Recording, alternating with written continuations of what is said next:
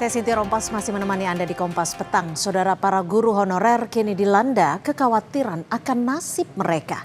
Muasalnya adalah isu penataan tenaga non-ASN lewat surat edaran Kementerian Pendidikan Dasar dan Menengah nomor 7 tahun 2026. Tidak sedikit yang menyalahartikan aturan ini sebagai langkah penghapusan guru honorer pada akhir 2026. Inilah catatan Kompas TV, guru honorer menanti kepastian nasib.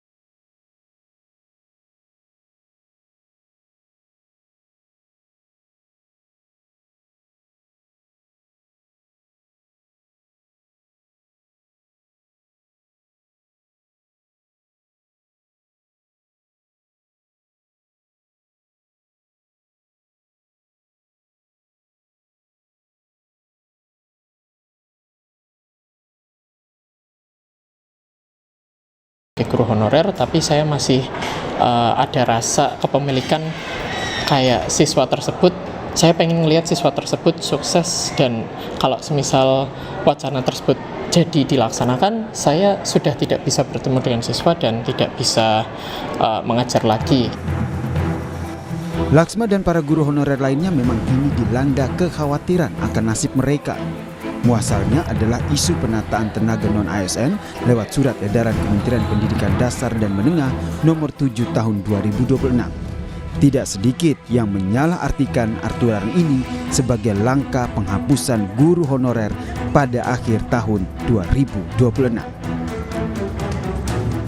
Dalam poin nomor 3 Permen tersebut, penugasan guru non-ASN di sekolah negeri dilaksanakan sampai dengan tanggal 31 Desember 2026.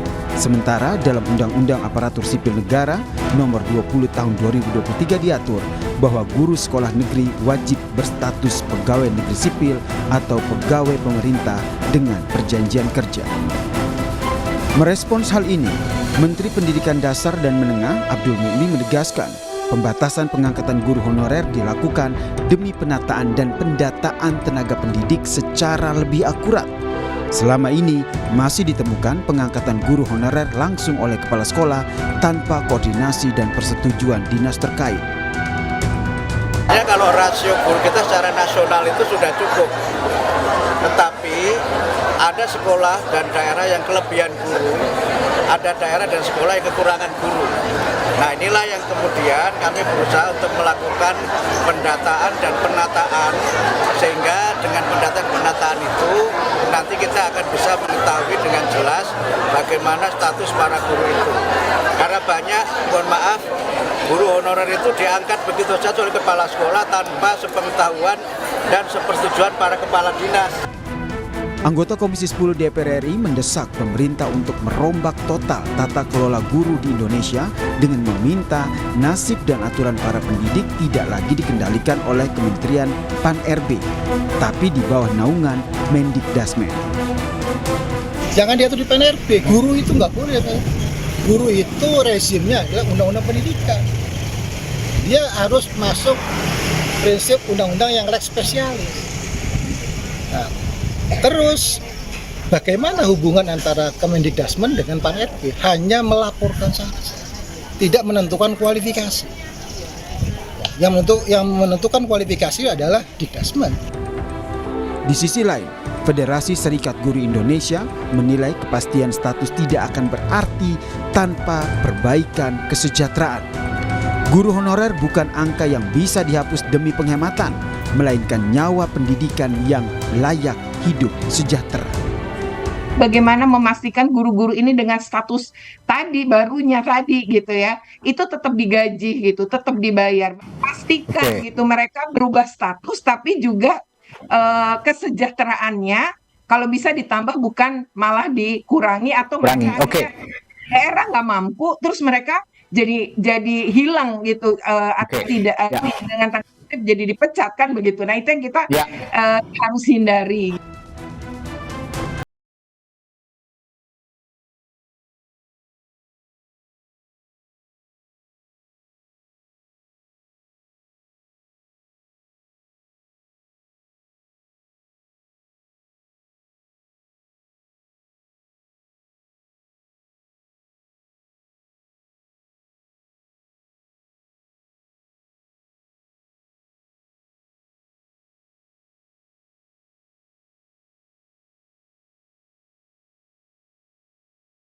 Jatinya, surat edaran Menteri Pendidikan Dasar dan Menengah Mendikdasmen nomor 7 tahun 2026 tentang penugasan guru non-ASN yang berlaku sejak 13 Maret 2026 lalu bertujuan memberikan kepastian bagi guru honorer untuk tetap bisa mengajar hingga 31 Desember mendatang.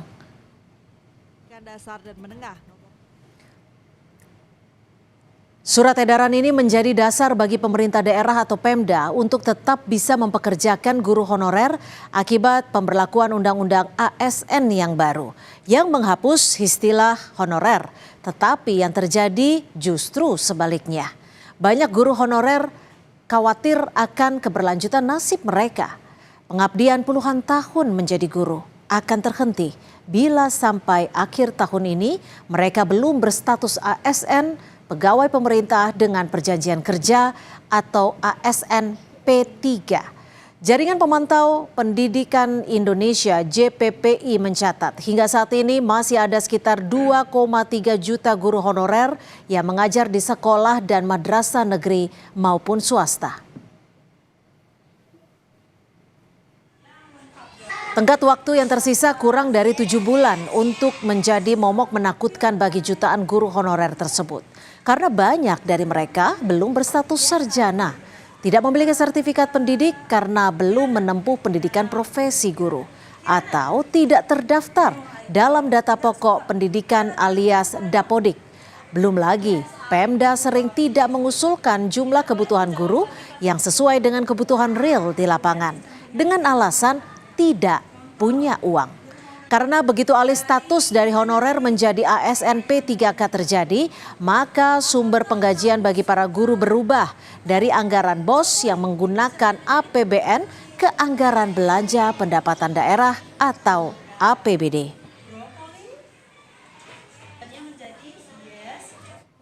Keberatan gubernur, bupati, dan wali kota ada benarnya. Apalagi di tengah pemangkasan dana transfer ke daerah akibat politik efisiensi yang dijalankan Presiden Prabowo.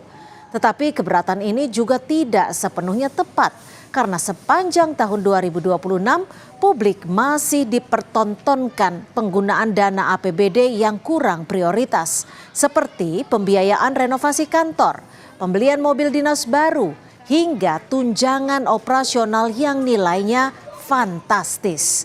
Kurangnya keberpihakan sejumlah pemimpin daerah terhadap nasib guru masih diperburuk lagi dengan kasus korupsi yang menjerat mereka. Bahkan kurang dari 1 tahun saudara, yakni dari periode Agustus 2025 hingga April 2026 sudah ada 11 kepala daerah terjerat OTT KPK. Persoalan tentang ketidakpastian nasib guru honorer telah terjadi bertahun-tahun dan menjadi pekerjaan rumah yang tidak pernah selesai dari presiden ke presiden. Butuh political will dan keberpihakan yang kuat dari semua stakeholder pemerintahan, baik di pusat maupun di daerah, untuk menjalankan undang-undang yang mengubah status guru honorer menjadi ASN P3. Tentu tidak hanya stakeholder pendidikan saja yang terlibat, tetapi juga stakeholder lintas kementerian seperti keuangan, pengaturan birokrasi, hingga Kementerian Dalam Negeri. Jika pemerintah saat ini memprioritaskan pemenuhan gizi anak melalui program MBG, sudah sepatutnya dibarengi dengan prioritas perbaikan dan kepastian nasib guru honorer sebagai faktor penting kualitas pendidikan. Pemenuhan gizi anak dan perbaikan kualitas pendidikan adalah dua sisi mata uang. Keduanya tidak boleh terpisah, apalagi dibedakan skala prioritasnya.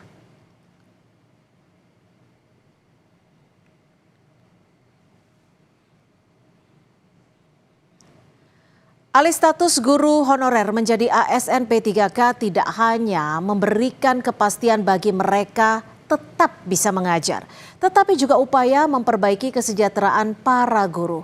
Jangan ada lagi guru yang tidak bisa membeli buku karena untuk menghidupi keluarganya saja tidak mampu.